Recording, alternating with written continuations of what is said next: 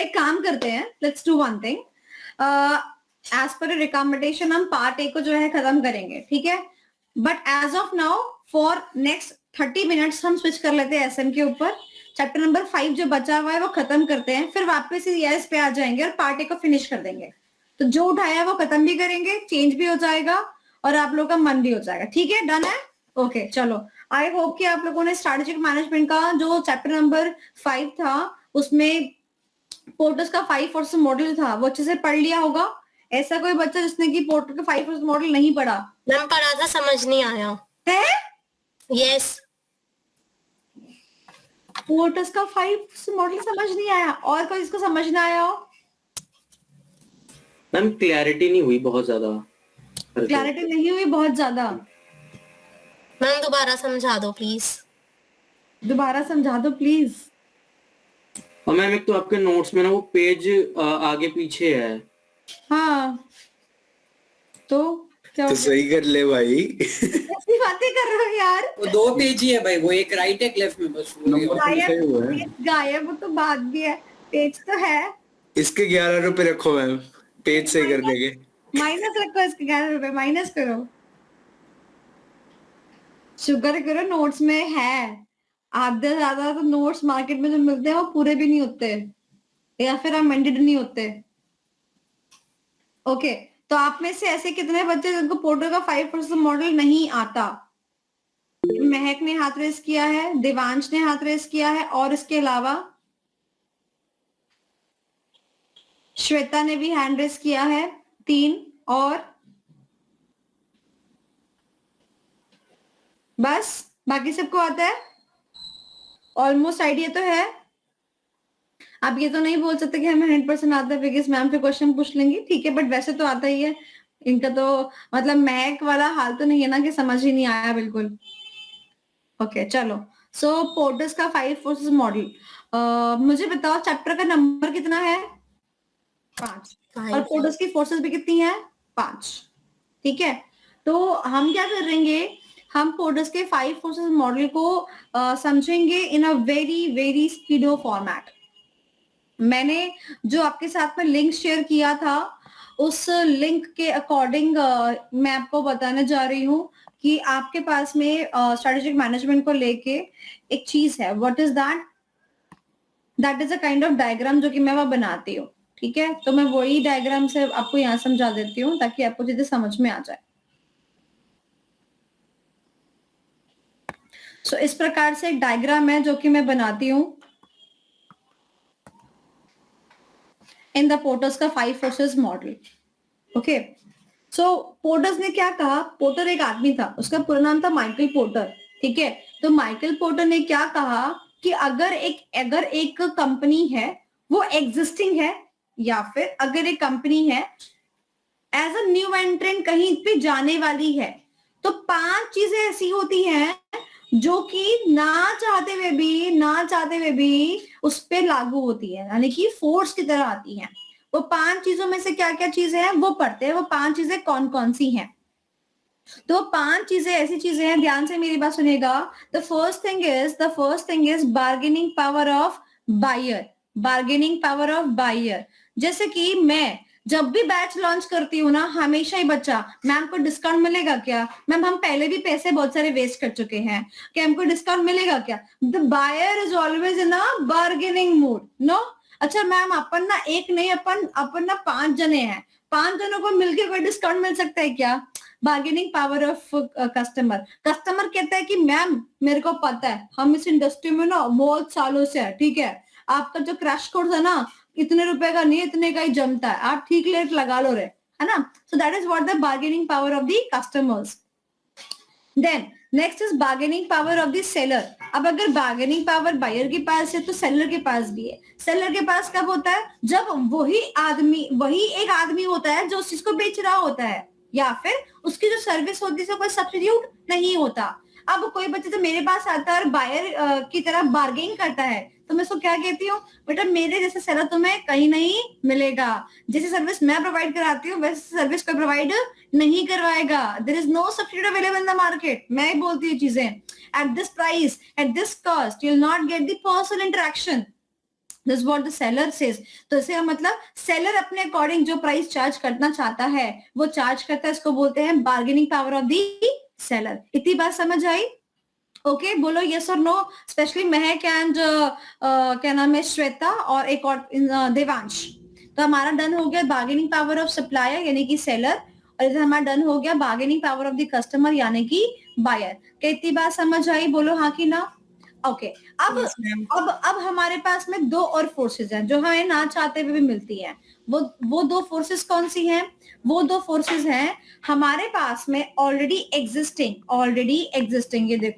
ये देखो ये हमारे कुछ ऑलरेडी एग्जिस्टिंग बायर्स हैं, ठीक है। जैसे मान लो मैं एक जूते की इंडस्ट्री में हूँ, ठीक है। तो अगर मैं जूते की इंडस्ट्री में हूँ तो ऑलरेडी मार्केट में कौन कौन जूता बेच रहा है मेरे अलावा? एडिडास जूता बेच रहा है, नाइकी जूता बेच रहा है, प्यूमा जूता बेच रहा है, स्केचर्स जूते बेच रहा है। ये कौन है? मेरे एग्जिस्टिंग प्लेयर्स।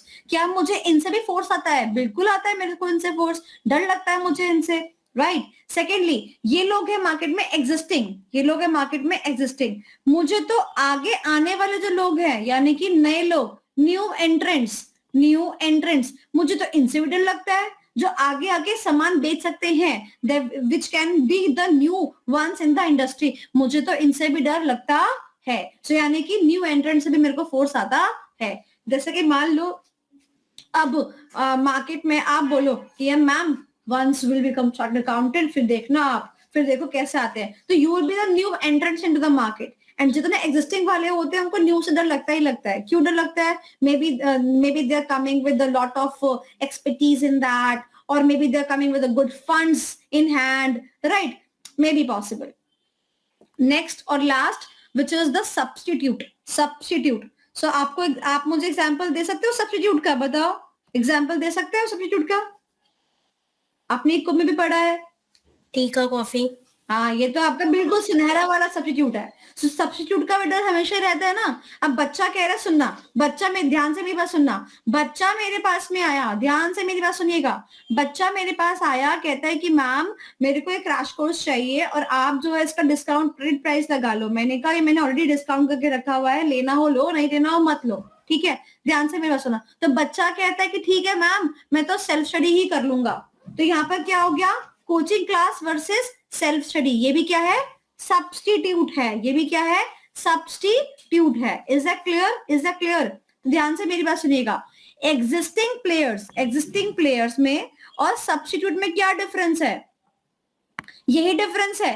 एग्जिस्टिंग प्लेयर्स यानी कि सेम कैटेगरी, यानी कि अगर वो कोचिंग क्लास को ऑप्ट करेगा तो उसके पास कौन कौन है? मैं हूं, ए है, बी है, सी है, डी है, ये वाली चीजें आती हैं। बट अगर सब्स्टिट्यूट की बात करूं तो क्या आएगा? सब्स्टिट्यूट की बात करूं तो आएगा कि मैम या तो हमें कोचिंग लेनी है या तो हम सेल्फ स्टडी से पढ़ाई करेंगे। तो यानी कि अगर हमारे प्रोडक्ट्स की बात मैं करूं तो यहाँ पर आपका जो एग्जाम्पल है विद रिस्पेक्ट टू दिस जो आपने बोला Mahak Agarwal, tea and coffee, these are the substitutes. But अगर टी की बात करूं तो मुझे टाटा टी लेनी है, ताजमहल लेनी है, जितने भी ब्रांड्स है, रेड लेबल लेनी है। ये क्या है? मेरे existing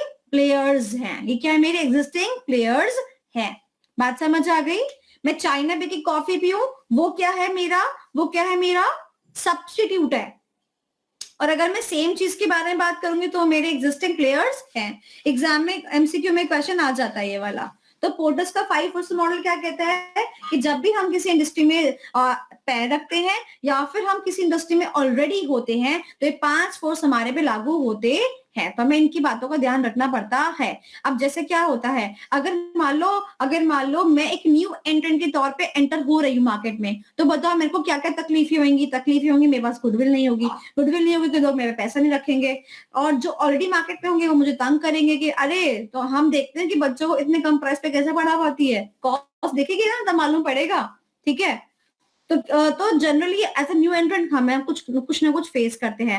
as an existing player हम फेस करते हैं, अरे मैम उसने डिस्काउंट लगा के सारी फ्री में दे रहा है। बच्चा मुझसे कहता है कि मैम सब जगह तो बैकअप मिलता है 100% फ्री में, आप लाइव क्लास करो 100% बैकअप फ्री में मिलता है, आप नहीं देते हो। हम कहते हैं हमारी पॉलिसी है कि बच्चा आके क्लास अटेंड करे, there has to be discipline, there has to be discipline in the life of a student, कि उसको मालूम होना चाहिए कि इतने बजे क्लास लॉगिंग करनी है।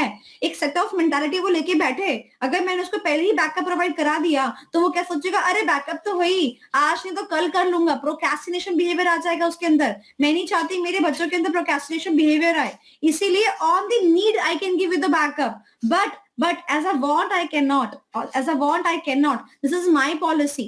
Is that clear? So therefore this is a five forces model. अब क्या इतनी बात समझ में आ गई?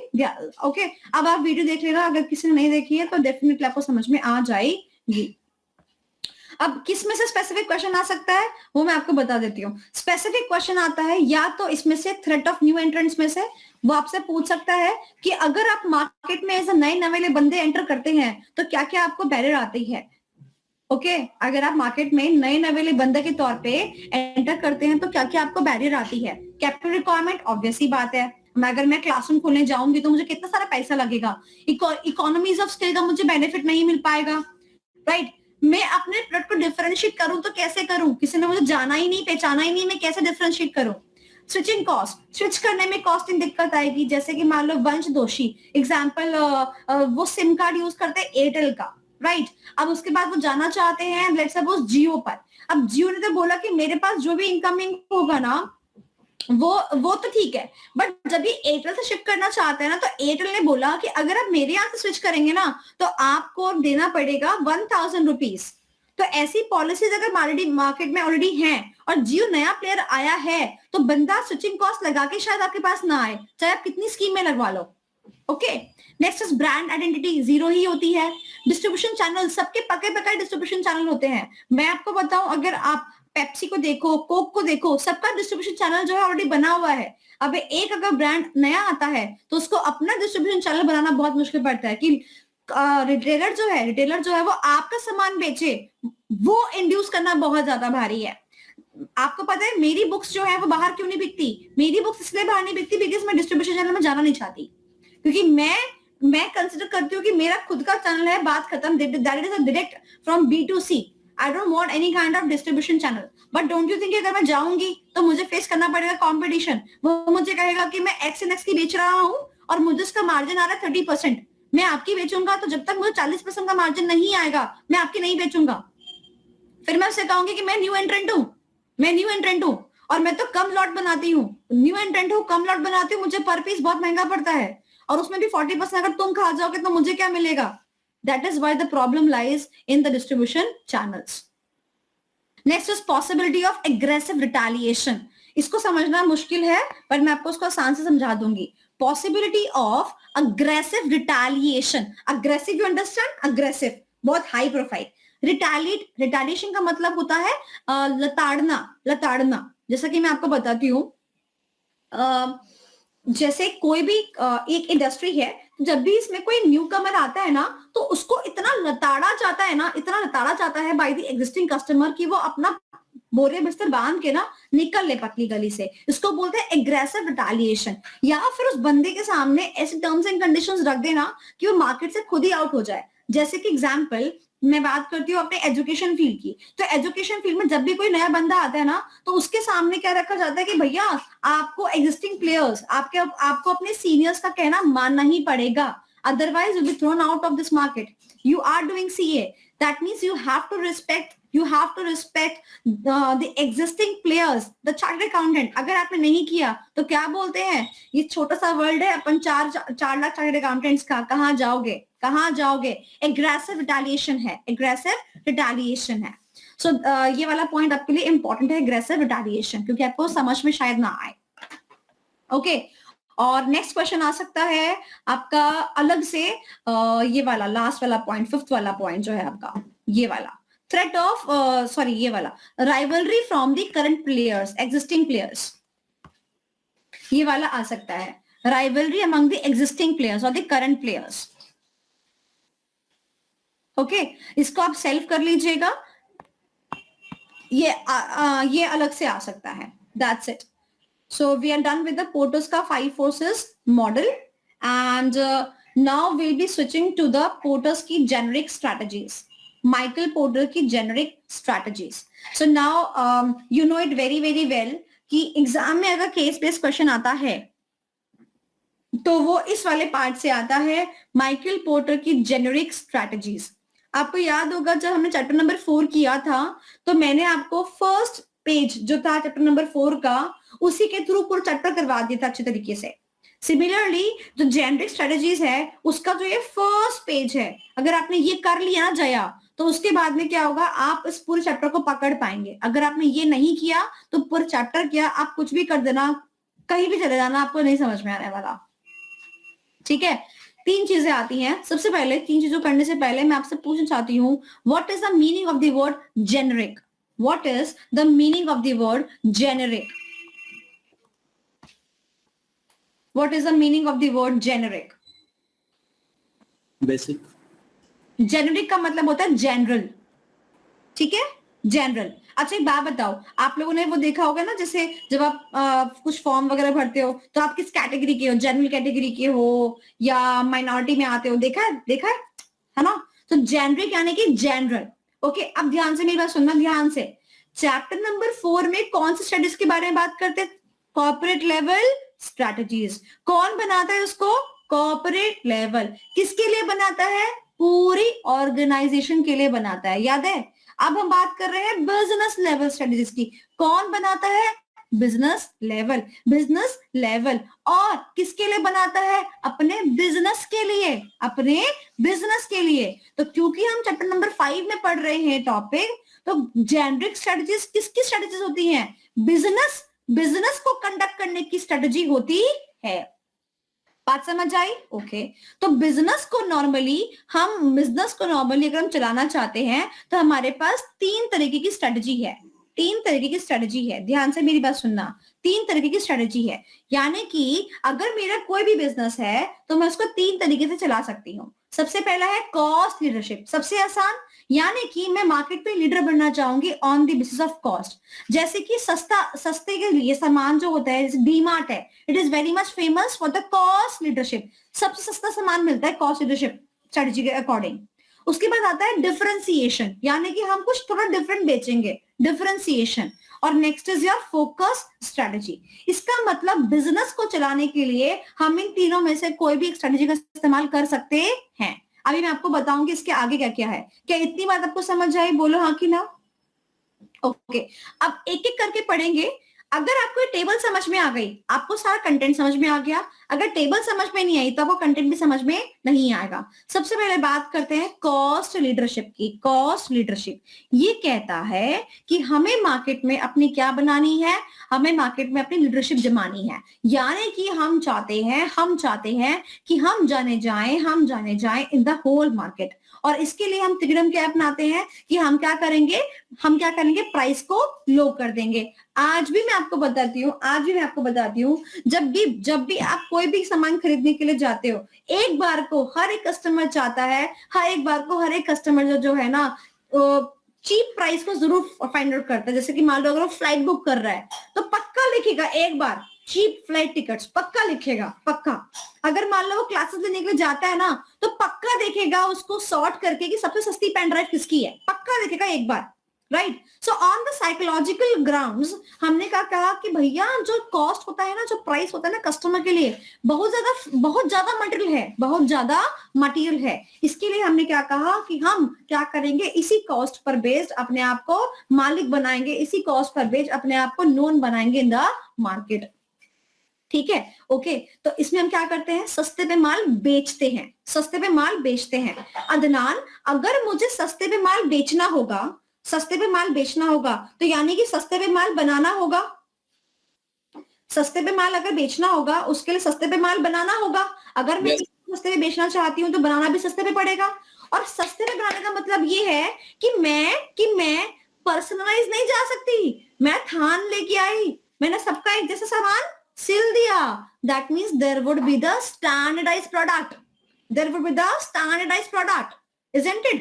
Let's suppose मैं कपड़ा बनाती हूँ, मैं कपड़ा लेके आती हूँ, मैं टी शर्ट बनाती हूँ, मैं थान लेके आई, मैंने मशीन में डाला, उसने क्या किया, उस साइज के मेरे को 100 पीस निकाल के दे दिए। अब मैं शायद उसको सस्ते पे बेच सकती हूँ क्योंकि इसमें कोई भी पर्सनलाइजेशन इंक्लूड नहीं है, यानी कि सस्ता बेचने के लिए मुझे सस्ता बनाना पड़ेगा।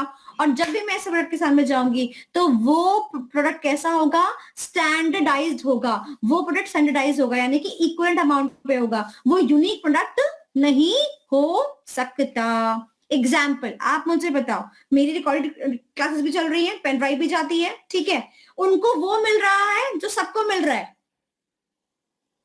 हाँ कि ना, उनको वो मिल रहा है जो सबको मिल रहा है। बट आज के क्रैश कोर्स में आप आगे रखे हो, महक ने मुझे बोला कि मैम मेरे को पोर्टस का 5 फोर्सेस मॉडल समझ में नहीं आया, जबकि मेरे आज के एजेंडा में 5 फोर्सेस था भी नहीं कि बच्चों ने कर लिया होगा, राइट राइट, फिर भी मैंने करा दिया।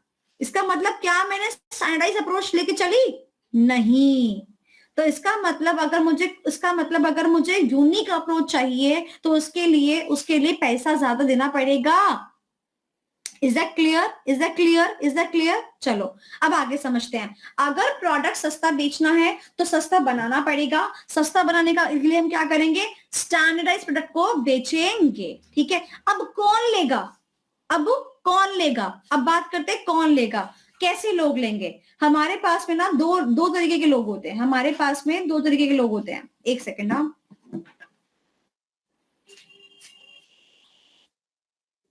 पापा क्लास ले रही हूँ कोई।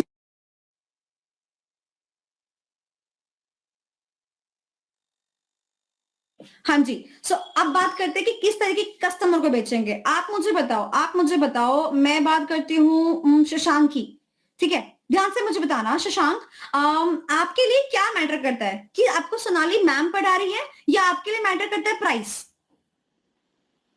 Quality ma'am. Quality, right. अच्छा, नॉर्मल ग्राउंड्स पे बच्चा सबसे पहले क्या देखेगा कि यार सस्ते में कौन पढ़ा रहा है या फिर कम आवर्स में कौन पढ़ा रहा है, जो मेरी पॉकेट में आ रहा है, जो मेरे एजेंडा को फुलफिल कर रहा है, वो कौन करके दे रहा है, राइट। तो ऐसे कस्टमर जो कि प्राइस सेंसिटिव होते हैं, उनको ये स्ट्रेटजी, उनके साथ ये स्ट्रेटजी कामयाब हो जाती है। बट सामने से बच्चा कहे शशांक जैसा, मैडम आप मुझसे 200 फालतू ले लो, बट मुझे आप क्वालिटेटिव कंटेंट दे दो, मुझे आप क्वालिटेटिव कंटेंट दे दो। तो ऐसे कस्टमर को हम पकड़ के नहीं रख सकते, और ऐसे कस्टमर को पकड़ के हम स्टैंडर्डाइज प्रोडक्ट नहीं बेच सकते। कोई बच्चा कहता है कि मैम मैं ना ये सब में ना अच्छे स्कोर नहीं कर पाता, मेरा 30 नंबर के अप्रॉक्स रहते हैं, कभी 32, कभी 30। मैंने कहा मेरी क्लासेस ले लो। तो बच्चा कहता है कि मैम मेरे को रिकॉर्डेड में जाना है। मैंने कहा रिकॉर्डेड में सैनिटाइजेशन होगा, आप लाइव क्लास में आओ। हो सकता है कि लाइव क्लास में आके आप मुझे 200 रुपए एक्स्ट्रा देके जाओ, बट आपको 200 रुपए एक्स्ट्रा का सामान एक्स्ट्रा मिलेगा, आपको आपकी नीड फुलफिलमेंट के अकॉर्डिंग होगा। बोलो हाँ कि ना? इसका मतलब अगर मेरा प्राइस सेंसिटिव बायर है तो भग लेगा। क्या बताओ मैम, लाइव क्लास के 200 रुपए एक्स्ट्रा मांग रही है, बताओ भग लेगा। और अगर मारो मेरा प्राइस इनसेंसिटिव बायर होगा, जो कहेगा मुझे क्वालिटी चाहिए, 200 रुपए ज्यादा ले लो मैम, बट मुझे यूनिक, मेरी प्रॉब्लम है कि मेरे मार्क्स नहीं आते, आप मुझे बता दो। तो ऐसे कस्टमर के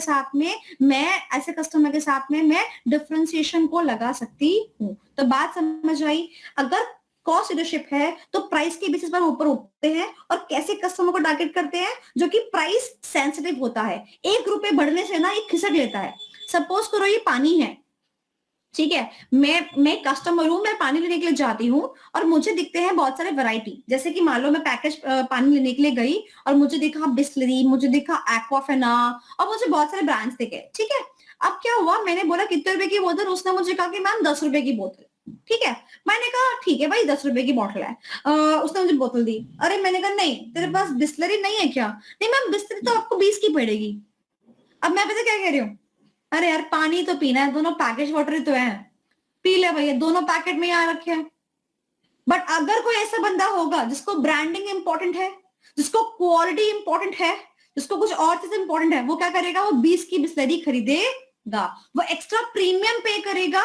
और क्या करेगा, एक्स्ट्रा प्रीमियम पे करके सर्विसेज को ऑप्ट करेगा। बात समझ में आई?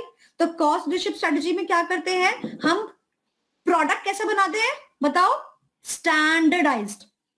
कस्टमर कैसा होता है, सेंसिटिव। जैसे 20 रुपए की बोल रहे बिस्लरी, तुरंत 10 रुपए वाली पे शिफ्ट हो गया। प्राइस सेंसिटिव, यानी कि प्राइस के बढ़ने और घटने से ये बंदा हिल जाता है। अगर सोनाली मैम ने 1000 रुपए का क्रैश कोर्स लॉन्च करा, किसी और फैकल्टी ने 500 में लॉन्च कर दिया, तो बच्चा वहीं खिसक लेगा। उसे क्या कहते हैं, प्राइस सेंसिटिव बायर। बात समझ आई? बोलो हाँ कि ना? Yes, okay, ma'am. देखते हैं कॉस्ट लीडरशिप के अंदर क्या लिखा है हमारे पास में। Products are standardised, sold at a very low price, और कैसे बायर हमारे? Price sensitive buyer. हो गया याद तीनों पॉइंट? चलो अब बात करते हैं डिफरेंशिएशन की। मैम ये क्वेश्चन था। कौन पूछ रहा है? ओके, मैम हाँ मैम कॉस्ट लीडरशिप मतलब कैसे इस चीज को अप्लाई कैसे करेंगे कि कॉस्ट रिड्यूस हो जाए और स्टैंडर्ड भी प्रोडक्ट रहे, कुछ एग्जांपल्स आप बता।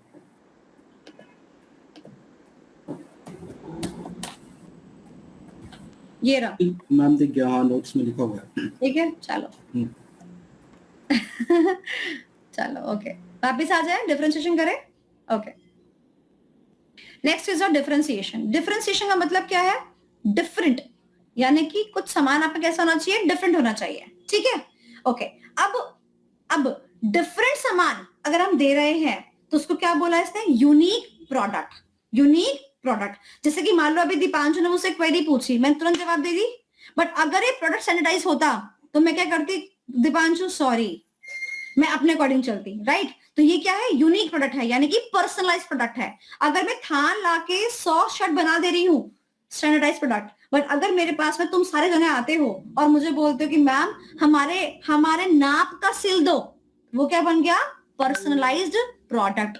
तो इसका मतलब तभी तो आजकल टेलरों के भाव बढ़े हुए हैं, उनकी लेबर कॉस्ट बढ़ी हुई है। हम जाए ना बाजार में तो शायद लेवाइस की जो प्रोडक्ट है ना वो सस्ती पड़ जाए, लेबर इतना ले लेते हैं। मैं सूट सिलवाती हूँ ना, मुझे सूट सिलवा महंगा पड़ता है, बना बनाया सूट मुझे सस्ता पड़ता है, इसीलिए आजकल लेबर महंगी हो चुकी है, पर्सनलाइजेशन महंगी हो चुकी है, जितने भी आपके हैंडमेड क्राफ्ट्स होते हैं वो क्या हो चुका है? महंगा हो चुका है। इवन आपने नोट्स देखे होंगे, वो भी कैसे हैं? महंगे हैं कंपैरेटिवली। क्यों महंगे कंपैरेटिवली? हाथ से लिखे हुए नोट्स हैं, हाथ से एक एक पेज लिखा हुआ नोट है, उसी की प्रिंटिंग होती है। कोई भी इंसान मार्केट के अंदर हाथ से लिख के नोट्स नहीं दे रहा है। तो अगर मैं बात करूं डिफरेंशिएशन स्ट्रेटजी की, तो हम डिफरेंशिएशन स्ट्रेटजी के अंदर कैसा प्रोडक्ट देते हैं? Unique product. Unique product. Devansh, cost leadership में प्रोडक्ट कैसा आएगा? स्टैंडर्डाइज्ड। और डिफरेंशिएशन के अंदर कैसा आएगा? यूनिक, पर्सनलाइज्ड या फिर यूनिक प्रोडक्ट। Very good. वहां पर क्या था? वेरी लो प्राइस, और यहाँ पर प्राइस कैसा होगा? यहाँ पर लिख लीजिए प्राइस कैसा होगा? Premium price. लिख लीजिए premium price. Premium price. You understand the meaning of the word premium price? याद करो, रिमेंबर करो, इन क्लास 12th आप 10 रुपए का शेयर खरीदते थे, प्रीमियम पे बेचते थे ना, प्रीमियम प्राइस 12 रुपए पे बेचते थे। That means you are actually asking a bit more because you are actually giving the unique product or the service, right? Next, उस केस में आप कैसे बायर टारगेट कर रहे हो? सेंसिटिव। और इस केस में कैसे टारगेट कर रहे हो? इनसेंसिटिव। कैसा कर रहे हो? इनसेंसिटिव। इतनी बात समझ आई? इसीलिए बच्चों आप लोगों ने 1000 रुपीज खर्च करे हैंडमेड नोट्स खरीदने के लिए, अप्रोक्सीमेटली, बोलो हाँ कि ना? Because you were price insensitive buyers, you were looking for the quality, you were looking for the personalisation, you had a choice कि आपको ऐसे खरीदने हैं। अगर आप नहीं तो आप बाकी में जो बुक्स हैं उनको भी रीड कर सकते थे। अब मैं बात करती हूँ हेमंत राव से, जया से, दीपांशु से। दीपांशु, हेमंत राव एंड जया, अगर मैं आपसे बोलूं यही हैंडमेड नोट्स, ठीक है, यही हैंडमेड नोट्स 1000 के ना होके 10,000 के हैं, हैंडमेड नोट्स 1000 के ना होके 10,000 के हैं, तो बिल्कुल वंश की स्माइल से मुझे मालूम पड़ रहा है, तो क्या आप खरीद लोगे? No ma'am. नहीं खरीदोगे ना? तो समझो मेरी बात ध्यान से, आप प्राइस इंसेंसिटिव तो हो, बस इतने इंसेंसिटिव नहीं हो कि कितने पे भी खरीद लोगे। बात समझ आई? तो इसीलिए अब इसके आगे एक वर्ड लिखो जो कि मैंने आपको EIS में भी बताया, लिखो relatively price insensitive. Relatively price insensitive, खुद से लिखो ये वर्ड नोट्स के अंदर, रिलेटिवली प्राइस इंसेंसिटिव। रिलेटिवली का मतलब है जो ऊपर मैंने जिनकी बात करी उनके कंपैरिजन में ये लोग पैसा खर्च कर देते हैं, बट इसका मतलब ये नहीं है कि टेलर के पास जाएंगे तो अगर वो टेलर जो 600 की जगह 6000 रुपए मांगेगा सिलाई के तो हम दे देंगे, है कि नहीं? बात समझ आई? इट इज जस्ट दैट कि मैं जो हूं 10 रुपए की पानी की बोतल की जगह 20 रुपए की पानी की बोतल खरीद सकती हूँ प्रीमियम प्राइस पे करके, बट मैं विराट कोहली का काला पानी वाला वैल्यू नहीं दे सकती हूँ। Is that clear? Is that clear? बात समझ आई? तो this is the importance of the word relatively. Relatively. तो बताओ हमारे पास में कॉस्ट लीडरशिप के अंदर बायर कैसा होता है? relatively insensitive. प्राइस सेंसिटिव होता है, और हम डिफरेंशिएशन के अंदर प्राइस रिलेटिवली इंसेंसिटिव, उसमें सेंस इनसेंसिटिव, यानी कि ऐसा नहीं है कि 10,000 रुपए में आपके हैंड में नोट्स खरीद ले। क्लियर हो गया? चलो अब आगे चलते हैं, बट आगे चलने से पहले मैं ना आपको एक तरकीब बताना चाहती हूँ। आपको भी पता है कि इस वाले टॉपिक के अंदर से ना केस बेस्ड क्वेश्चन बन के आते हैं, और मैं आपको बता दूं कि पिछले 2-3 अटेम्प्ट से तो ना केस क्वेश्चंस ऐसे आते हैं कि मतलब फैकल्टीज को इतना प्रॉब्लम होता है सॉल्व करने के लिए, तो बच्चों को तो कितना ही प्रॉब्लम होता होगा। अब फैकल्टीज के बीच में ही घमासान हो रखा है कितनी बारी कि इसमें ये लगेगा, इसमें ये स्ट्रेटेजी लगेगी, इसमें स्ट्रेटेजी लगेगी। But I am very proud to say this thing कि जब भी क्वेश्चन पेपर आया और जो स्ट्रेटेजी मैंने बताई वो हमेशा ICAI के कंटेंट के अकॉर्डिंग बताई, और वही स्ट्रेटेजी हमेशा सही निकलती थी। वो कभी भी ICAI के अकॉर्डिंग नहीं, मतलब ICAI के अगेंस्ट नहीं जाती थी, सजेस्टेड के अगेंस्ट नहीं जाती थी। और इसीलिए मैं उसी पैटर्न पर अब आपको एक चीज समझाने के लिए जा रही हूँ which will be useful in cracking the case based questions. ठीक है, अब आपको याद होगा चैप्टर नंबर 4 के अंदर मैंने आपको समझाया था कॉर्पोरेट लेवल स्ट्रेटजीज और रिट्रेंचमेंट, एक्सपेंशन, ये वो तुरंत आपने पकड़ लिया था कि ये आएगा, ये आएगा, ये आएगा। सिमिलरली एग्जाम में अगर क्वेश्चन आया तो आपको लिखना है वहां पे कॉस्ट लीडरशिप है, डिफरेंशिएशन है, फोकस है, क्या है, तो आप झटके से पता कैसे कर सकते हो, उसकी टेक्निक मैं आपको देने के लिए जा रही हूँ। Do you want me to give it? चलो ध्यान से सुनेंगे मेरी बात। जो आपने पढ़ा कॉस्ट लीडरशिप और जो आपने पढ़ा डिफरेंशिएशन, ध्यान से मेरी बात सुनेंगे, ये दोनों वर्क करते हैं ब्रॉडर मार्केट में। ये दोनों वर्क करते हैं market as a whole, broader market में। किसमें काम करते हैं? ब्रॉडर मार्केट में। यानी कि मार्केट बेस कैसा होता है मेरा? ब्रॉडर होता है। मार्केट बेस कैसा होता है? ब्रॉडर होता है। यानी कि मैं सबकी बात कर रही होती हूँ ऑलमोस्ट। मैं किसकी बात कर रही होती हूँ? सबकी बात कर रही होती है ऑलमोस्ट। ठीक है, एग्जाम्पल देती हूँ, ध्यान से सुनना। मैंने कहा CA में जितना भी बच्चा है, ठीक है, मान लो मैं ESSM की बात करती हूँ, मार्केट में जितना भी बच्चा है वो मुझसे आके पढ़ता है, ठीक है, और मैं उस पर लगाती हूँ कि मैं सस्ते में माल अपना बेचूंगी, यानी कि मैंने बोला 1,000 रुपए में क्रैश कोर्स। ठीक है, तो मैंने क्या किया? मैंने सबकी बात करी और क्या लगाया? सस्ता कोर्स लगाया, यानी कि कॉस्ट लीडरशिप लगाया। ठीक है, मैंने कहा मैं सबको पढ़ाऊंगी, बट मान लो मैंने कहा कि यार मैं ना प्रीमियम प्राइस चार्ज करूंगी, और मैंने प्रीमियम प्राइस चार्ज करके आप लोगों को सबको बोला you offer is open for all, it is eligible for all. ये क्या हो गया? ब्रॉडर मार्केट हो गया। कितनी बात समझ आई? अब मैंने कहा मैं एक बैच लॉन्च करने के लिए जा रही हूँ। ध्यान से मेरी बात सुनिएगा, मैं एक बैच लॉन्च करने के लिए जा रही हूँ। ये बैच किस किस के लिए है? ये बैच उस बच्चे के लिए है जो कि रिपीटर है, जो कि अटेम्प्ट लिख चुका है। ठीक है, ये बैच उसके लिए है जो आर्टिकलशिप पे है। ये बैच उसके लिए है जिसके मार्क्स जो है लेस देन 20 मार्क्स है इन द प्रीवियस 2 अटेम्प्ट। मैंने क्या किया? स्पेशलाइजेशन, मैंने स्पेसिफिक कर दिया, ये इसके लिए है, ये इसके लिए है। तो ये क्या हो गया? ये क्या हो गया? Narrow market. ये क्या हो गया? Narrow market. ठीक है, और इसका मतलब क्या है कि ये बैच किसके लिए नहीं है? ये बैच आम जनता के लिए नहीं है। तो इसका मतलब जब भी मैं स्पेसिफिकेशन की तरफ दौड़ूंगी, specification in the terms of population, specification in terms of population, तो वो हमेशा कहां जाएगा? फोकस स्ट्रेटेजी के अंदर जाएगा। एग्जाम्पल, मेरे हाथ में ड्रिंक है, ठीक है, मैंने इस ड्रिंक को जो है मार्केट में लॉन्च कर दिया। इस ड्रिंक का नाम है सोनाटा ड्रिंक। ठीक है, इसको कोई भी पी सकता है। ठीक है, it is like open for all, कोई भी पी सकता है। मैंने इस ड्रिंक के कुछ बेनिफिट्स बता दिए, मैं कहीं इस ड्रिंक को पीने से ये होता है, ये होता है, it is open for all. ठीक है, ये था एक broader category of broader category product. अब मैंने कहा नहीं, ये मेरा दूसरा प्रोडक्ट है, ये मेरा दूसरा प्रोडक्ट है, ये उनके लिए है जो डायबिटिक वाले पेशेंट है, इसमें शुगर नहीं है। अब बताओ क्या हुआ? वो कैसा प्रोडक्ट था? जनरल प्रोडक्ट था, सबके लिए था। अब ये किसके लिए है? डायबिटिक वालों के लिए। यानी कि ये क्या हो गया? फोकस। यानी कि मुझे पॉपुलेशन देखनी है, ये मुझे क्या देखनी है? हमेशा पॉपुलेशन देखनी है, मार्केट। अब ध्यान से मेरी बात सुनना, जब भी कोई क्वेश्चन पढ़ोगे ना, ये मत सोचना कि कॉस्ट है कि फोकस है कि डिफरेंशिएशन है। सबसे पहले देखोगे मार्केट कैसा है, मार्केट ब्रॉड है कि नैरो है। अगर मार्केट ब्रॉड हुआ तो कहां जाएगा? कॉस्ट लीडरशिप और डिफरेंशिएशन। मार्केट अगर नैरो होगा तो कहां जाएगा? फोकस के अंदर। आप मुझे बताओ, हम और आप नॉर्मल जैसे इंसान है ना, हम और आप तो ना हमेशा इन दोनों में फॉल करेंगे। अगर पानी की मैं बात करूं तो या तो कॉस्ट लीडरशिप के बेसिस पे मैं जाऊंगी या फिर डिफरेंशिएशन के बेसिस पे जाऊंगी। बट हमारे देश में लोग विराट कोहली जैसे भी तो है जो कि हमारा और आपके जैसा खाना पानी नहीं खाते हैं, उनका पानी तो कहीं और से आता है, काला पानी। तो जो काला पानी बना रहा होगा उसने कैसे लोगों पे फोकस किया? विराट कोहली जैसे लोगों ने फोकस किया। Is that clear? मैं गाड़ियों की बात करती हूँ, मारुति है, Maruti basic cost leadership strategy follow करता है, सस्ता, राइट। वहां पे होंडा थोड़ी सी स्पेशलाइज फीचर्स देता है आपको, यानी कि डिफरेंशिएशन, प्रीमियम प्राइस चार्ज करता है, डिफरेंशिएशन देता है। बट वही बीएमडब्ल्यू क्या कहता है? वो एक पर्टिकुलर सेगमेंट ऑफ पीपल पे फोकस करता है। आप और हम बीएमडब्ल्यू की बात नहीं करेंगे। अच्छा कह रहा है नहीं मैम आप तो कर सकती हो। आप तो कर सकते हो।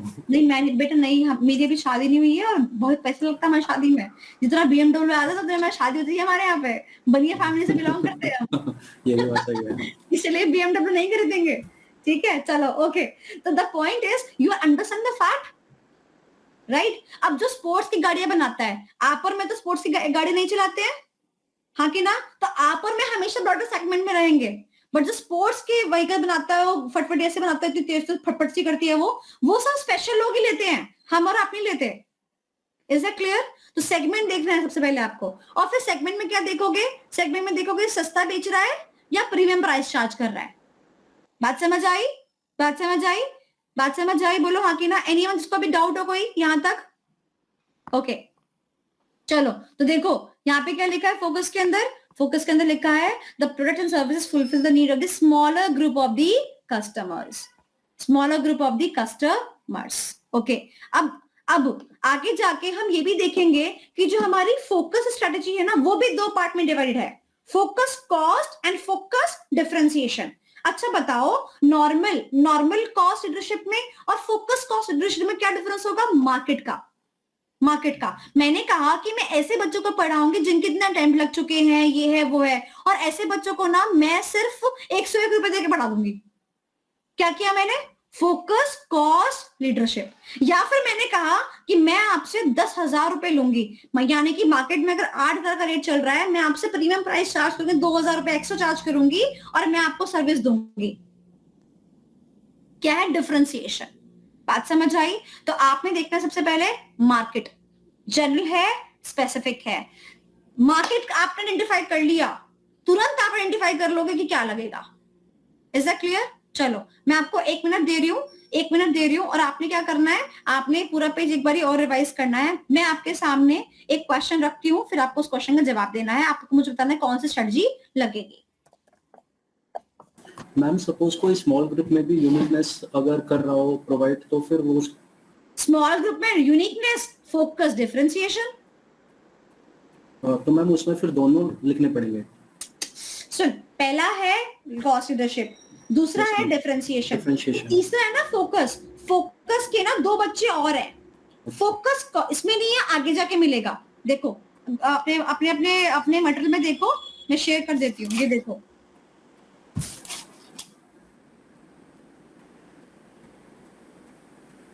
ये देखो, यस है ना।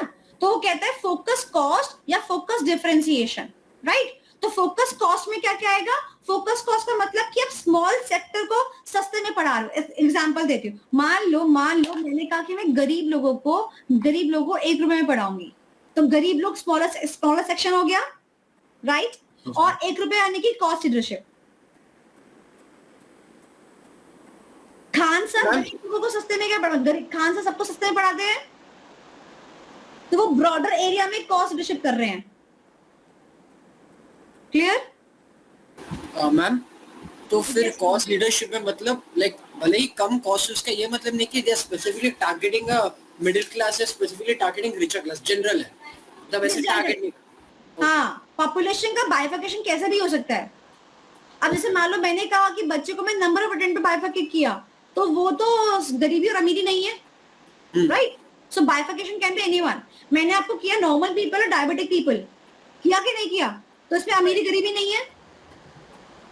तो स्पेसिफिकेशन देखो, जो पॉपुलेशन है उसका स्पेसिफिकेशन देखो, ब्रॉडर है, सबके लिए बात कर रहे हैं, या फिर वो किसी पर्टिकुलर कैटेगरी के लिए बात कर रहे हैं। अगर कैटेगराइजेशन है तो फोकस ही लगेगा, कुछ भी लगा लो, कुछ भी कर लो।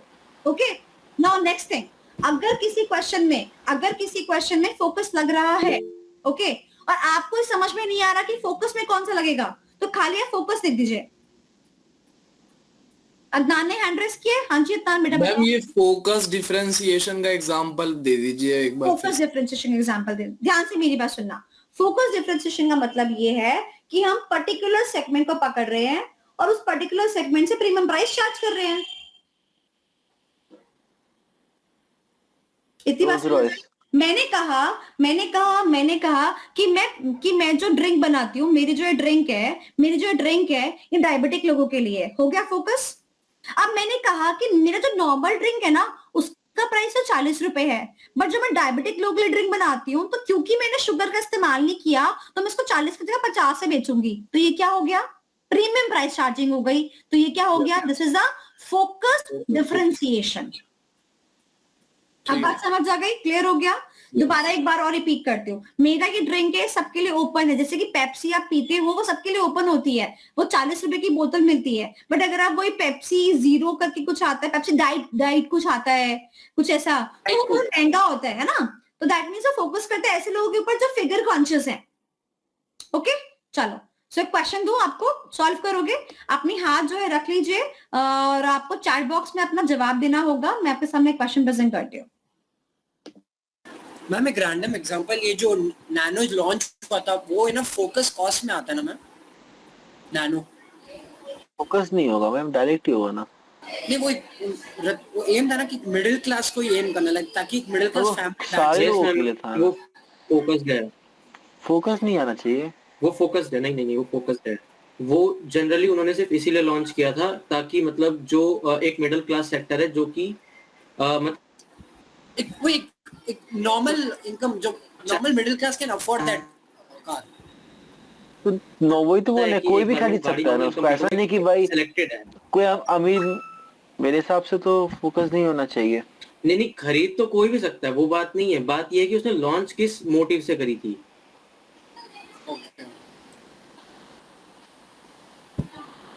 Definitely, he's right. We always see the agenda and the perception of the company.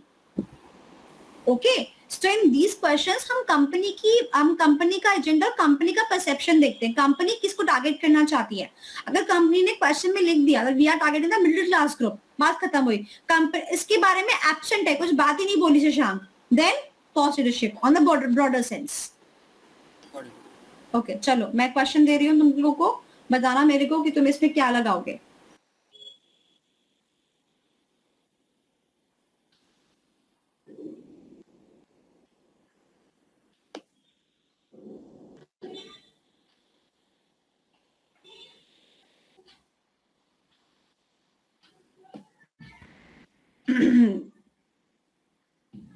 Screen share हो गई है, आपको करना है question number 15।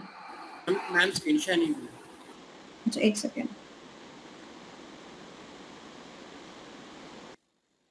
Just a second.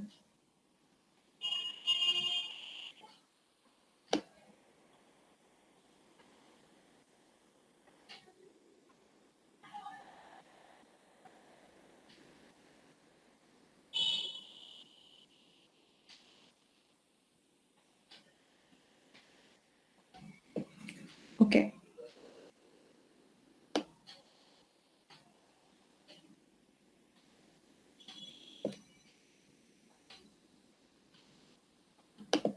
अभी देखो, अभी हुई।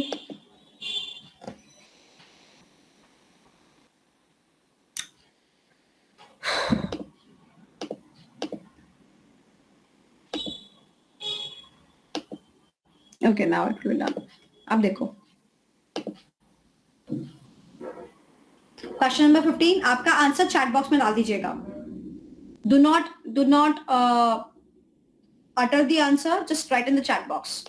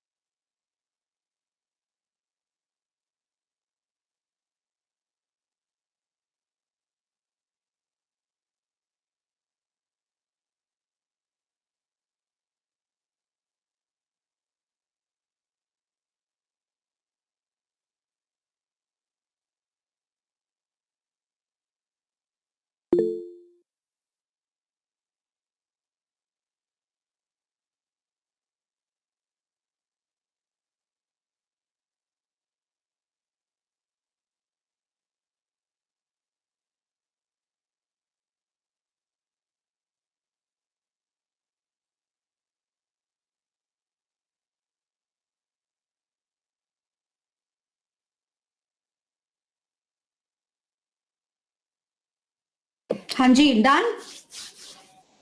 डिस्कस करें। Okay, so the most answers which I have got is differentiation and focus differentiation. बाकी तो कोई मुझे मिल ही रहा है। कॉस्ट लीडरशिप तो आए हैं, किसने कॉस्ट लीडरशिप भी बोला है? नहीं, ये तो पहले का लग रहा है मेरे को। डिफरेंशिएशन है। चलिए, तो आइए, सबसे पहला क्वेश्चन को पढ़ने से पहले मुझे आप बताएंगे कि ब्रॉडर मार्केट की बात करें कि नैरो मार्केट की बात करें। Narrow market. Vansh, can you tell me those words जिससे मुझे पता चलता है कि मार्केट नैरो है? Only for advices client companies, like only restricted to companies जो like environmental management में domain रहता है उनका। Okay, so okay, differentiation, खाली differentiation किसने बोला था मेरे को? Who was the person? Devansh, आपने? Yes. What do you think about the Vansh approach? So Vansh is saying that this is a kind of specific population. तो Devansh, आपकी क्या राय है? मैम इसमें जैसे कि उसने अपनी क्लाइंट कंपनीज को बोला हुआ है कि मतलब वो उसका जैसे हम अगर कहीं भी कि फोकस्ड हो सकता है, बट हम यहाँ पर अगर उसको आगे अगर हम उसको अच्छे से पढ़ेंगे तो वो अपने जो क्लाइंट्स उसके ऑलरेडी हैं वो उनको ही कंसल्ट कर सकता है। तो वहां पर जो उसका जो पहले से डोमेन में है उसके जो लोग उसको नहीं कंसल्ट कर रहा है और उसमें फिर वो उसको डिफरेंशिएशन दे रहा है जो कि उसकी अदर जो कॉम्पिटिटिव कंपनीज है वो नहीं दे रही हैं। Okay. Ritik want to reply? Yes, Ritik. Ma'am वो शायद मेरे को लग रहा है कि सपोजिंगली मतलब कंसल्टेंसी अगर वो बोलते सिर्फ कंसल्टेंसी दे रहा है और उसी के अंदर सिर्फ ये वाले बंदे सिर्फ इन्वायरमेंट का दे रहे हैं तो कह सकते थे कि फोकस डिफरेंशिएशन है, बट वो कह रहा है कि वो कंसल्टेंसी तो दे ही रहे हैं प्लस ये वाली चीज भी दे रहे हैं एक्स्ट्रा। Okay, चलिए फिर आते हैं, पढ़ते हैं क्वेश्चन, ठीक है? Okay. So the question is saying a business consultancy firm specializes in the environmental management consultancy. एक फर्म है जो कि बिजनेस में कंसल्टेंसी देती है और स्पेशलाइज करती है कि वो एनवायरमेंट के ऊपर कंसल्टेंसी दे, ठीक है? It advises the client companies on how to set up the environmental management accounting system. वो क्या देती है? कंपनीज को बताती है, कंसल्टेंसी देती है, एडवाइस देती है कि उनको मैनेजमेंट एनवायरमेंटल फ्रेंडली सिस्टम्स कैसे लगाने हैं for measuring and recording and analysing the environmental cost. ठीक है भैया, वो बता रहा है कंपनी क्या कर रही है। ओके, आगे चलते हैं। A large part of its business involves performing the environmental audit to check whether the company has achieved an international assurance standards in the environmental management. कहता है कंपनी का जो large part है वो किस पे वो क्या करता है? वो environmental audits करता है, ठीक है? This is something that rival consultancy firms do not do. This is something जो कि मेरा कोई भी competitor नहीं करता है. The firm also carries out the other management consulting projects for the client, but these make up only a small portion of the total annual fee income. यानी कि अगर वो 100 रुपए कमाता है तो 100 रुपए कमाता है तो मुश्किल से 1 रुपी जो है वो बाकी कंसल्टेंसी का है और 99 जो है मेजरली इन्वायरमेंटल मैनेजमेंट कंसल्टेंसी का है। हाँ कि ना? तो बताओ, is the firm providing certain specific thing? Yes, ma'am. जैसे कि काला पानी, एग्जाम्पल विराट कोहली का काला पानी, 99% कंपनी से काला पानी मैन्युफैक्चर होता है, 1% ही वो नॉर्मल पानी मैन्युफैक्चर करती है। देवांश के तो चेहरे पे 12 बज गए, कहते मैम ने क्या करा दिया ये। देवांश, समझ में नहीं आया अभी तक?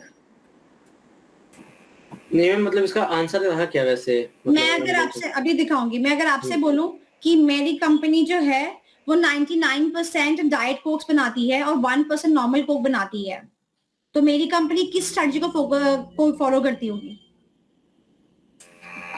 Differentiation. How? Am I am, जो am, हमारा am I not focusing on a particular group of people? Because diet cokes would be preferred by only a specific group of people. Similarly, environmental audit would be done by a specific group of people. So that is the whole agenda. Okay, let us see the answer of this particular question as asked by this.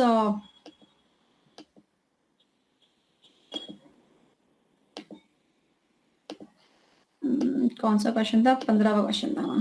ठीक है,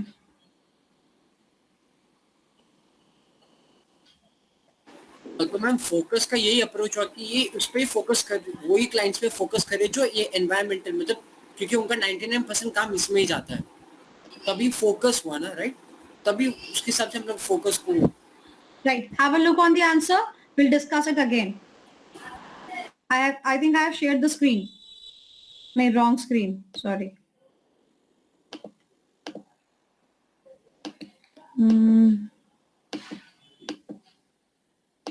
दिखा भी answer आपको?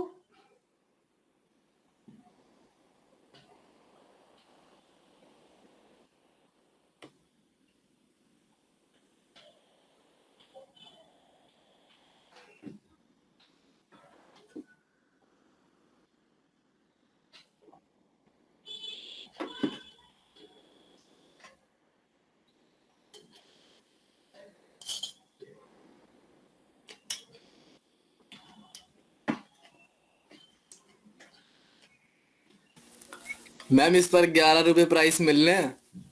Ma'am एक बार और, एक और। ठीक है, डन। एक और में अभी इस वाले आंसर को गलत किसने किया था? देवांश ने किया था और ऋतिक ने किया था, और किसने गलत किया था? बस दो जनों ने गलत किया था। तो अगर अगले आंसर को देवांश और ऋतिक सही बताते हैं तो उनको 11 रुपए का इनाम है।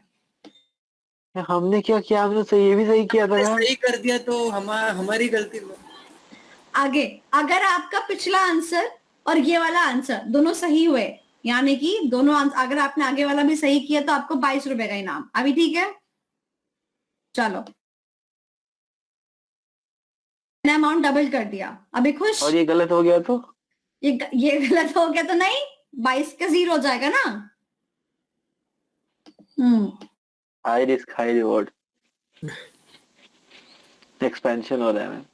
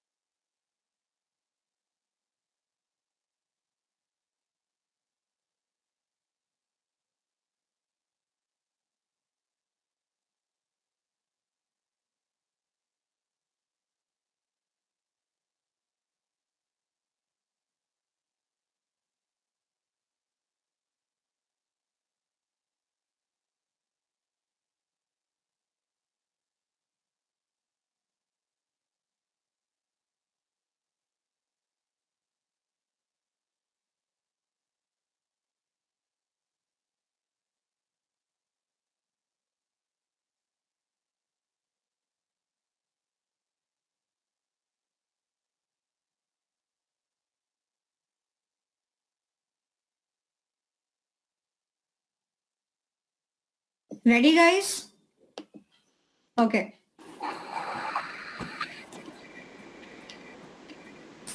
You have to write the answer in the chat box.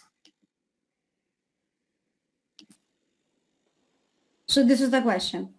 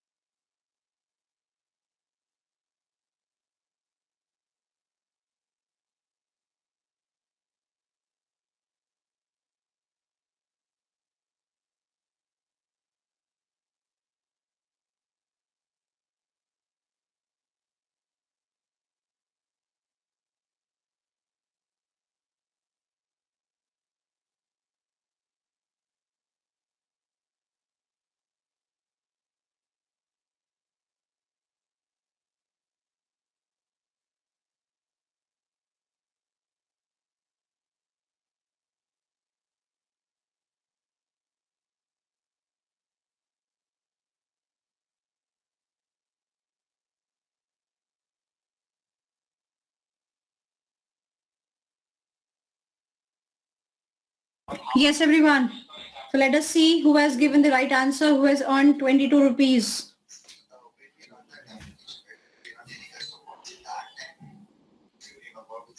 Yes. So I सबसे पहले देखते हैं जिन दो लोगों का आंसर गलत हुआ था।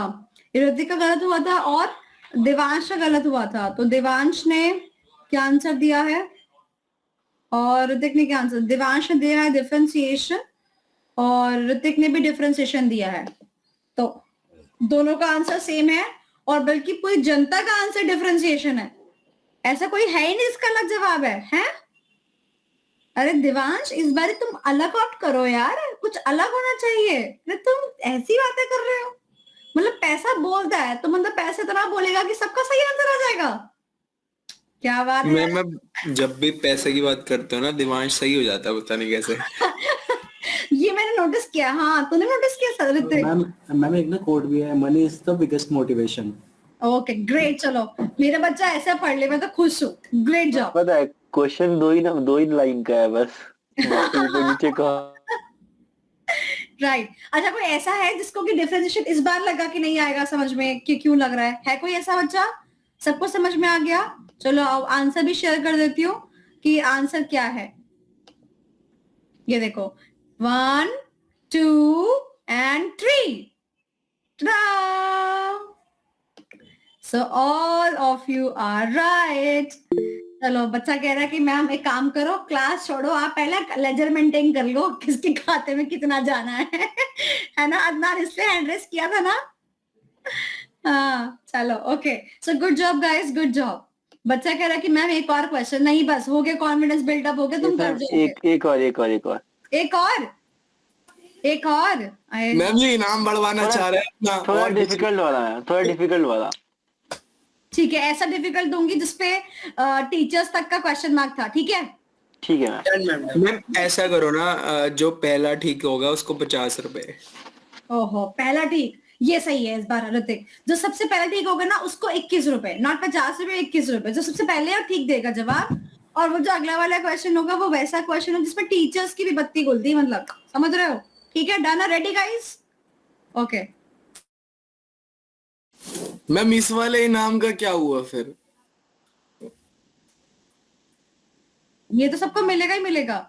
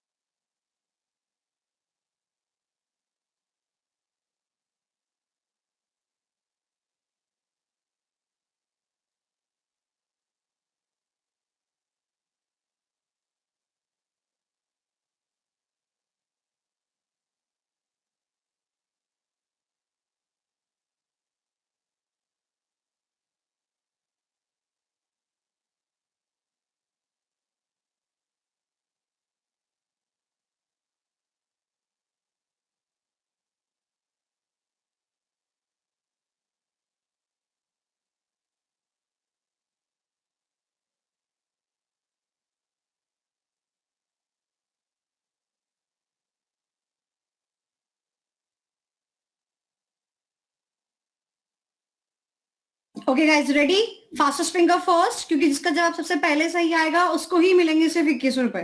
ठीक है, so it has to be fastest finger first के according the answer has to be right and the first one. Okay, चलिए, so I am sharing the screen और गेट सेट रेडी।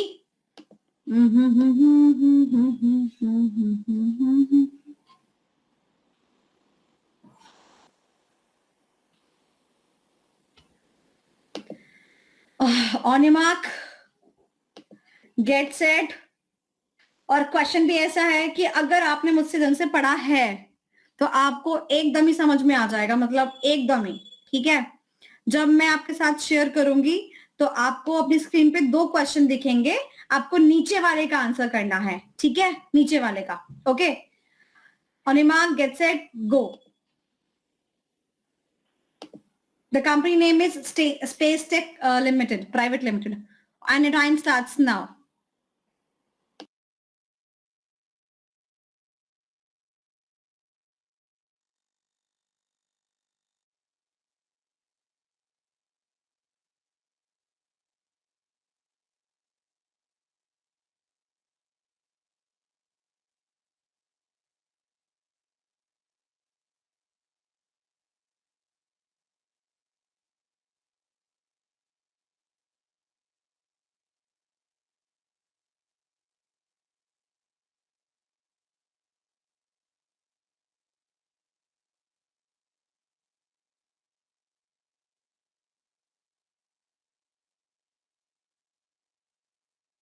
ध्यान से सोचना, इस क्वेश्चन पे हर एक इंसान अटका, टीचर तक, तो क्वेश्चन इतना आसान नहीं होने वाला, ठीक है।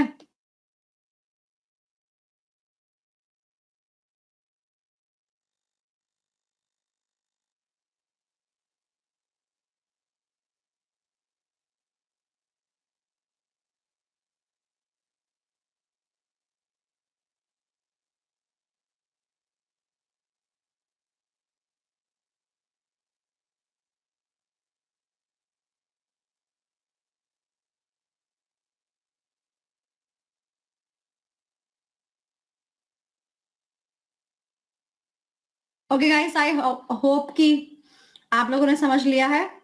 Time up. देखते हैं कि सही जवाब क्या है, और हमारे पास चैट बॉक्स के अंदर आंसर्स भी लिखे हैं। लेट अस सी। वैसे तो सवाल जो था बहुत ही आसान था, बट मैंने उसको दिलचस्प करने की कोशिश करी आप लोगों को डाइवर्ट करने की कोशिश करी बाय सेइंग दिस कि it is one of the difficult questions. Let us see कि आप लोग मेरे जहां से मैं आए, या आप लोगों ने अपनी बुद्धि लगाई और स्टिल आंसर सही दिया। तो आंसर देखना पसंद करोगे? सो द आंसर इज 8 का बी, 8 का बी, 8 का बी, 8 का बी।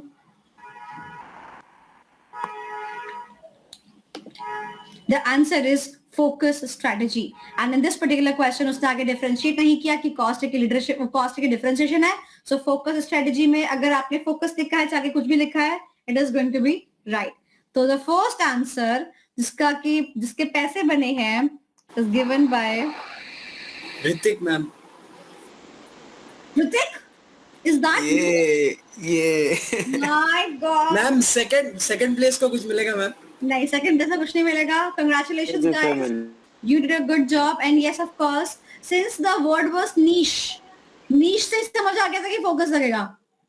यस आई होप अब मेरा बच्चा एग्जाम में स्ट्रेटजी डिटरमाइन करने में तो गलती करेगा ही नहीं। ठीक है, डन है। Okay, so we are done with the chapter number 5। इसके जितने एडवांटेज है डिसएडवांटेजेस ये आप खुद करोगे, नॉट माय पार्ट। एंड अगर आपको कोई दिक्कत आएगी तो आप नेक्स्ट क्लास में मुझे बोल दोगे मैम मुझे दिक्कत आई है। सो हम लोग का हो चुका है चैप्टर नंबर 5 का मेजर पार्ट, जो कि basically it forms the agenda of the crash course, and rest the content you have to done it by yourself. Major part मैंने डिफाइन कर दिया, जहां पर आपको बहुत ज्यादा तकलीफ आती वो आपको मैंने क्रॉस करवा दी। ठीक है, चलो अब वापस चलते हैं अपने EIS के ऊपर। हालत देखो मैम अब ज्यादा हो गया। अरे मेरी बात तो सुन लो। अरे कोई बात नहीं, अरे मेरी बात तो सुन लो, पढ़ लो ना थोड़ा सा। अरे बात ही सुनते बच्चे। अब तो कल रख लो ना क्लास, गैप नहीं मत देना। अभी रहने दो मैम, अब ऊपर से निकल जाएगा। हाँ, ऊपर से निकल जाएगा। शिवम तो मुझसे PMP की बैच भी बात भी करने वाला है। बेचारे का सब कुछ ऊपर से निकल रहा है। मैं भी हूँ भाई मैम। ठीक है, अच्छा सुनो, तो ठीक है मैं नहीं पढ़ा रही, होमवर्क तो दे दो कम से कम। चलो, so as far as your EIS is considered, जितना पढ़ा दिया वो सारा तो होमवर्क है ही। बाकी मैं आपको बताती हूँ, वो जो मैंने फ्लो चार्ट सा बनाया था, डायग्राम सा, उसके अकॉर्डिंग बताऊंगी। ये वाला मुझे शेयर नहीं करना।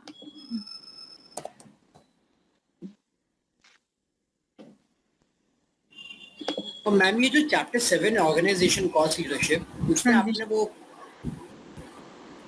बोलो बोलो। उसमें आपने कॉस्ट लीडरशिप वाला तो करा दिया था, वो पार्ट ए वाला शायद 7 आप का कराने वाले थे? फर्स्ट हाफ बाकी है। हाँ हाँ ओके ओके। चलो, सो पार्ट ए में से हमने 6 तक कर लिया है।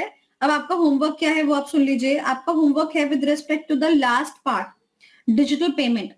ठीक है, तो अगर आप डिजिटल पेमेंट का देखोगे, ओके पार्ट दे देखिए, सो वहां पे दे रखा है कि आपको मेथड्स कौन कौन से, यूपीआई, आईएमपीएस। अब देखो, आप सभी ने मेरी फीस रजिस्टर दी है, तो आपसे बेहतर तो कौन ही जान सकता है इन प्लेटफॉर्म्स के बारे में, है ना। ओके, अब मैं आपको बताती हूँ कि इसमें एग्जाम के लिए कौन कौन से इंपॉर्टेंट है। ठीक है, तो सबसे पहला एग्जाम के लिए जो इंपॉर्टेंट है वो बनता है आपका ई रूपी। ई रूपी क्यों? क्योंकि कब ऐड हुआ? मई 2022 के अंदर ऐड हुआ, तो ये आपका इंपॉर्टेंट बन जाता है। ठीक है, next is the crypto currency. Crypto currency will be dealt with the blockchain. Okay, तो मैं आपको वहां पर कवर करा दूंगी। तो इसका मतलब बेसिकली ये है कि जो ऊपर लिखे हैं वो सारे के सारे डिजिटल पेमेंट आपने खुद कर रहे हैं, वो मैं नहीं बताऊंगी। ठीक है, और जो ई रूपी वाला पार्ट है वो मैं आपको समझाऊंगी। ओके, नेक्स्ट इज एक बात जो आपको ध्यान रखनी है, एक बात जो आपको ध्यान रखनी है, ऊपर देखेंगे हमारे पास डिजिटल पेमेंट को लेके ना 2 मेथड्स हैं, 2 टाइप हैं, एक है न्यू, एक है ट्रेडिशनल। तो जब भी क्वेश्चन आएगा वो आपसे क्वेश्चन पूछता है ना बेटा कि डिजिटल पेमेंट के टाइप बता दीजिए। ठीक है, और वो इस बात को नहीं लिखता कि न्यू बताने हैं कि ओल्ड बताने हैं, तो आपने उसको हमेशा न्यू देने हैं। क्या देने हैं? न्यू देने हैं बाय डिफॉल्ट। अब अगर मान लो उसने लिख दिया कि describe the various traditional method of digital payment, traditional, फिर आप स्पेसिफिक होकर ट्रेडिशनल पे जाएंगे। अब ट्रेडिशनल कौन से वाले हैं? ट्रेडिशनल वाले ये हैं जो कि बेसिकली 10 साल पहले हुआ करते थे। ये देखो, credit card, debit card, smart card, internet banking और द नेट बैंकिंग, ये क्या है? आपका ट्रेडिशनल मेथड है, ये 10 साल पहले की है। ठीक है, दोबारा रिपीट कर रहे हो। डिजिटल पेमेंट करने के 2 तरीके, न्यू मेथड और ओल्ड मेथड। जब तक कि क्वेश्चन ना कुछ कहे आप न्यू ही लिखेंगे, अगर क्वेश्चन ने बोल दिया तो आप ट्रेडिशनल लिखेंगे। ठीक है, सेकेंड थिंग इज ट्रेडिशनल में जितने भी मेथड है, debit card, credit card, smart card, ये सारे 10 साल पहले वाले कंटेंट में आते हैं और 1 page is sufficient. And with respect to new payment मैं सिर्फ आपको ई रूपी कराने वाली हूँ, बाकी सारे आपने खुद करने हैं। ओके, डन हो गया। तो चलो एक क्वेश्चन का जवाब दो एमसीक्यू में। ठीक है, दोगे? चलो बताओ, Paytm wallet is a new method और ओल्ड मेथड?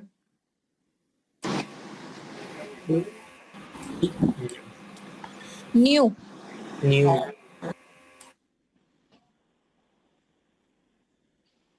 ओल्ड ही है मैम ये तो। हमें किसके अकॉर्डिंग जवाब देना है? आईसीएआई के अकॉर्डिंग, अपने भेजे के अकॉर्डिंग जवाब नहीं देना, आईसीएआई के अकॉर्डिंग जवाब देना है। पेटीएम वर्ड कहां लाई करेगा? देख के बताओ नोट्स में से।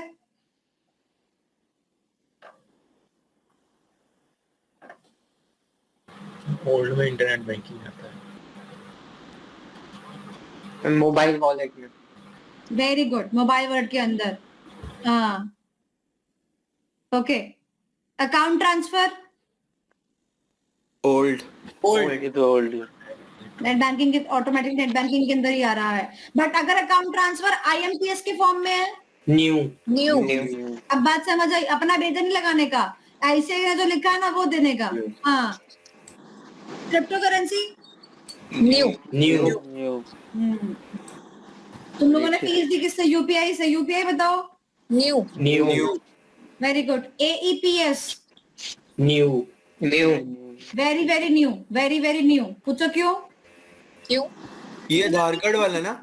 इतना हाँ, न्यू आधार कार्ड वाला। आया ही नहीं आधार है। होने पर। हाँ फिर तो न्यू ही हुआ। हाँ ये ठीक। इतना न्यू है कि अभी तक आया ही नहीं है। एईपीएस, जहाँ पे अंगूठा लगाते ही आप नेगडी में गए और आपने कहा है किको मिल दे दो, सामने से उसने बोला कार्ड, ट्रेडिशनल मेथड, आपने कहा नहीं यूपीआई, न्यू मेथड। उसके बाद अब आया एईपीएस, वो कहते हैं ना आप पे कार्ड है ना आप पे मोबाइल है यूपीआई करने के लिए, अंगूठा तो लाए ना साथ में, फटाफट से वहां पर बटन वो अंगूठा रखो और पेमेंट आपके अकाउंट में डेबिट हो जाएगी।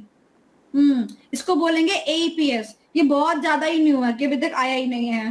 Okay, so this is the way जो कि एमसीक्यू में पूछा जा सकता है। डन। तो ये सारा होमवर्क है, मैं सिर्फ ई रूपी कराने वाली हूँ। ओके, आगे चलते हैं। ट्रेडिशनल और न्यू क्लियर हो गया, क्योंकि यहां से भी क्वेश्चन उठ के आ सकता है, और जब आपको क्वेश्चन उठ के आएगा तो आपने वर्ड बहुत ध्यान से देखना है कि ट्रेडिशनल मेथड पूछा है कि न्यू मेथड पूछा है। It makes a huge difference. उसके बाद जो आपके पास में सेकेंड लास्ट वाला क्वेश्चन आता है वो आता है आपका ये वाला, trends in the e commerce. अच्छा, बिफोर गोइंग टू दिस, एक सेकेंड, एक क्वेश्चन और रह गया इसका, advantage and disadvantage. Very important, very important, very important. As you can see, digital payment के जो एडवांटेज और डिसएडवांटेज है मई 2021 में जो है ऐड हुए हैं, और मैंने लेफ्ट हैंड साइड में सारे एडवांटेज दे रखे हैं, राइट हैंड साइड में डिसएडवांटेज दे रखे हैं। ऑब्वियसली बात है, आप बहुत आसान तरीके से कर सकते हो, है ना। डिसएडवांटेज क्या है? मुझे तो लगता है कि जब पैसा मेरे अकाउंट में होता है ना तो मैं ज्यादा स्पेंड कर देती हूँ। हाथ से पैसा जब जाता है ना तो दिक्कत होती है, पर अकाउंट से ज्यादा फिर भी इतनी दिक्कत नहीं होती, मतलब महसूस जो है ना। तो यहाँ पर कुछ एडवांटेज है, कुछ डिसएडवांटेज है।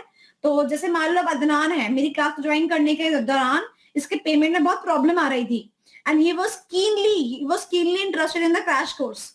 मतलब कि इसने कॉल लगा के मैं, सर मेरी पेमेंट हो गई, सर मैं ऐसा कर दूं, सर मैं ऐसा कर दूं, सर मैं ऐसा कर दूं।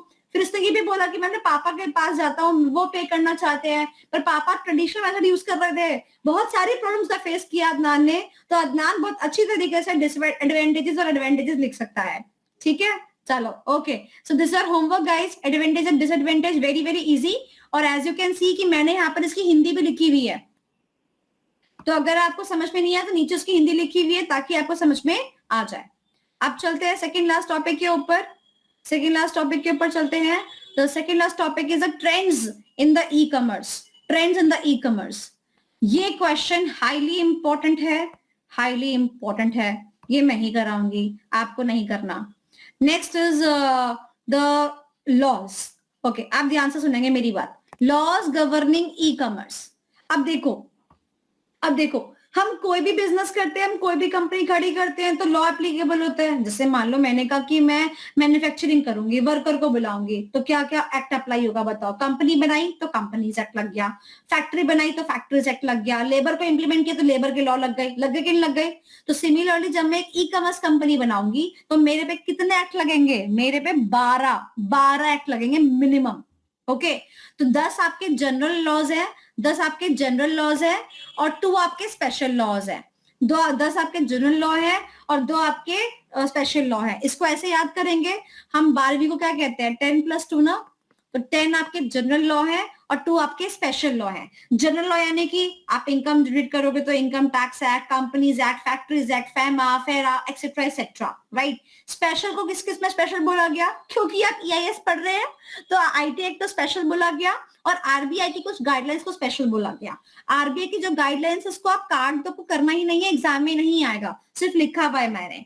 जो एग्जाम में आएगा वो ये आएगा, ठीक है। In case of special law तो आपने वो करना ही नहीं है, RBI की गाइडलाइंस, सिर्फ IT एक्ट करना है। ओके, अब मैं आपको बताती हूँ IT एक्ट के अंदर अमेंडमेंट्स आ रखी है तो मैं आपको कराऊंगी। जनरल लॉ के अंदर कोई अमेंडमेंट नहीं है, हिसाब कोटा पुराना है, उसको आप खुद करके आएंगे। तो ये पोर्शन आपका होमवर्क हो गया जनरल वाला, ये आपको मैं कराऊंगी। तो ये आपके लॉज हो गए, laws governing e commerce. Okay, next is guidelines governing e commerce. अब ध्यान से सुनेंगे। Can you people even tell me, चलो आपसे पूछती हूँ, क्या कोई डिफरेंस है between the law and the guideline? Guideline तब तक एनफोर्स नहीं हुआ, लॉ कंपलसरी फॉलो करना पड़ता है मैम। अब बात समझ आई? तो जो लॉ की बात करें यानी कि कंपलसरी फॉलो करना पड़ेगा, और गाइडलाइंस का मतलब ये है कि लॉ तो नहीं है बट नियर टू लॉ है। अगर आप नहीं करते तो इतने ज्यादा पेनल्टी प्रोविजंस नहीं आपके ऊपर इम्पोज होंगे। तो गाइडलाइंस आ गए आपके ई कॉमर्स के अंदर। जैसे कि मान लो सेलर को बोला हमने, अमेजोन को बोला हमने कि भैया रिटर्न पॉलिसी साफ साफ लिख दे, बात समझ आई? तो ये क्या हो गया? आपके गाइडलाइंस हो गई आपकी। ओके, क्या हो गई? गाइडलाइंस हो गई आपकी। गाइडलाइंस में क्या क्या बोला? देखो सुनो, बिलिंग कहा कि देखो अगर GST का बिल है ना तो GST को अलग से दिखाओ, बात समझ आई? GST को अलग से दिखाओ, ये क्या है? गाइडलाइन। वारंटी, जो आपने वारंटी दे रहे हो उसको प्रॉपर से डिस्प्ले करो, जो शिपिंग है कब तक हो जाएगी वो ध्यान से दिखाओ, डिलीवरी का मोड क्या रहेगा साफ साफ दिखाओ, और अगर आप कोई रिटर्न करना चाहते होगे तो क्या रिटर्न एक्सेप्ट हो पाएंगे, अगर हाँ तो नंबर ऑफ डेज बताओ, रिफंड का टाइम बताओ, प्रोसेस बताओ, और आपके पेमेंट के मोड क्या क्या रहेंगे वो बताओ। तो ये क्या है, सारी गाइडलाइंस है। Is that clear? बात समझ आई? दोनों ही क्वेश्चन आ सकते हैं एग्जाम में, ऐसा नहीं कि नहीं आ सकते हैं, गाइडलाइंस भी आ सकते हैं, लॉ भी आ सकते हैं। दोनों में डिफरेंस समझ में आया? लॉ यानी कि एक्ट आ जाएंगे सारे के सारे, और अगर आपसे लॉ पूछा गया तो वो स्पेसिफिक इन नेचर होगा, पेनाल्टी जो उस एक्ट के अंदर दे रखी होगी वो आप पे एप्लीकेबल हो जाएगी। Otherwise guidelines are the one जिससे कि पेनाल्टी एकदम इंटरेक्ट नहीं होती। So we are done with the part A almost. मैंने आपको होमवर्क का बाइफिकेशन करा दिया, और जो मैं आपको कल कराऊंगी उसका बाइफिकेशन मैंने आपको करा दिया। ठीक है, ओके। अब आप में से ऐसे कौन से बच्चे हैं जो कि